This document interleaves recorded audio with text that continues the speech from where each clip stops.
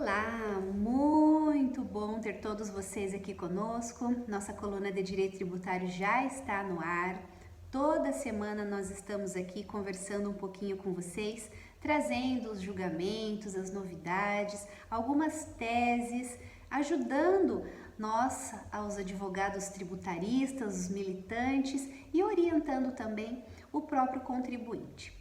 Hoje nós vamos conversar um pouquinho sobre uma questão que, apesar de ter sido julgada já em 2017 pelo STF, ter sido pacificada esse entendimento, né, essa tese, o que tem acontecido? Surgem muitas e muitas discussões. Por isso nós vamos falar hoje aqui justamente sobre o caso de haver direito do contribuinte de restituir valores pagos a maior, no caso que a venda dos teus produtos, ela tem uma venda real com um preço menor do que aquele preço pautado, aquele preço presumido pelo órgão fazendário.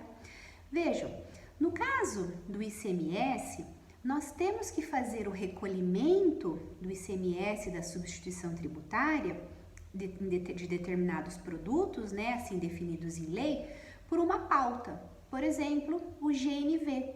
Nós temos uma pauta fixada, um preço estimado pelo órgão fazendário que representa a base de cálculo do recolhimento do ICMS substituição tributária sobre aquele gás natural veicular comercializado.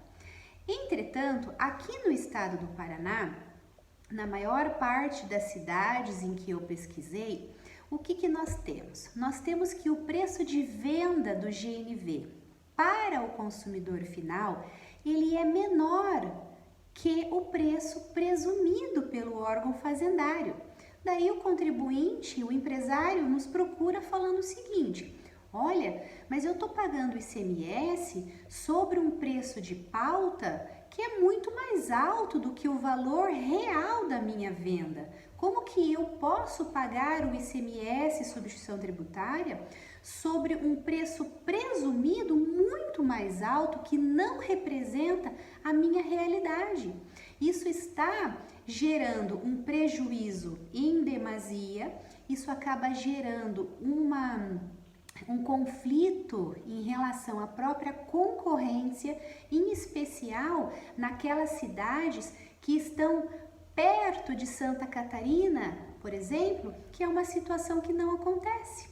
Então, muitos contribuintes, muitos consumidores, eles acabam abastecendo GNV em Santa Catarina, que o preço é menor, do que nessas cidades limítrofes que estão dentro do estado do Paraná, cujo valor da pauta do GNV é muito maior.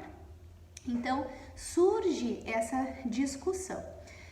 Esse tópico foi há muitos anos discutido, né? E chegou então em setembro de 2019, quando o STF ele pacificou o entendimento. E ele diz o seguinte: antes disso, né, antes de falar da tese firmada, tenho que falar para vocês que isso foi feito em recurso extraordinário, em julgamento de recurso extraordinário. Anotem aí o número do recurso extraordinário, o 539849. Teve repercussão geral reconhecida diante da velocidade em que o tema se propagou no judiciário. Muitos e muitos contribuintes buscaram o judiciário para ter esse direito à restituição. E nesse momento houve uma alteração do entendimento do STF, porque até então eles dispunham diverso do que ficou definido, que sobre o regime de substituição tributária do ICMS, o STF, a partir então de 2019, passou a entender que o contribuinte tem sim direito à diferença entre o valor do tributo recolhido previamente, que é aquele baseado na pauta, aquele baseado numa base de cálculo arbitrada, e aquele realmente devido no momento da venda. Então, houve um reconhecimento pelo STF, sim, de que o tributo, ele só se torna devido com a ocorrência do fato gerador.